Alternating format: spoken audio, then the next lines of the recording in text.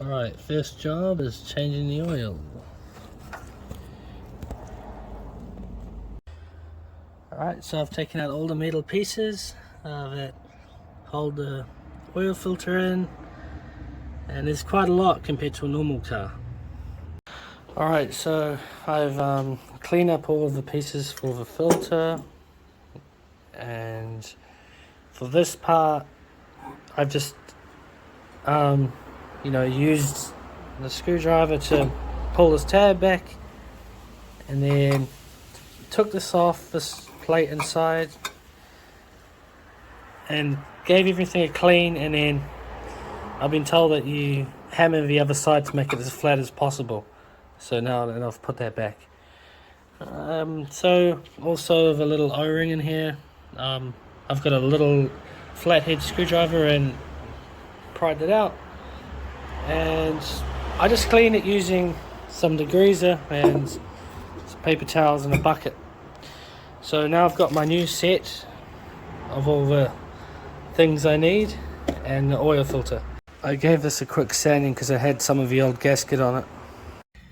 Alright, this first piece is actually two pieces, and in the O-ring that is placed in between there. Then we place that ring over the bolts, and then place that over it.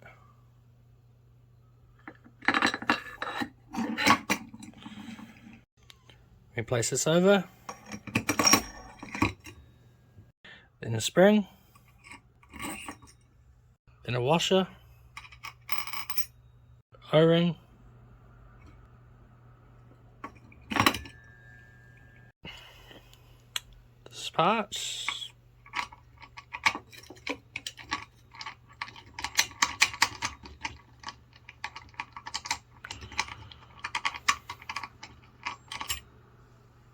oil filter,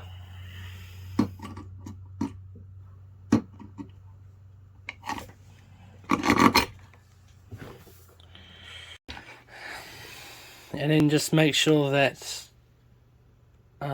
arrow is matching the arrow on the car, otherwise it's not in the correct place. And obviously make sure to use this gasket before putting this piece on. So that bolts in first, then the gasket, then this piece. Before you install the filter, make sure that this rubber piece is not still stuck in the car, because what happens is if you haven't changed your oil in a while, the glue can come off and it can get stuck inside the car, and then if you install this it can cause problems, oil leaks and other issues. Alrighty, so it's all done and it's looking real good, nice and clean. Well, not that part over there. I don't have a lot of room in here, so I've just done the best I can. But yeah,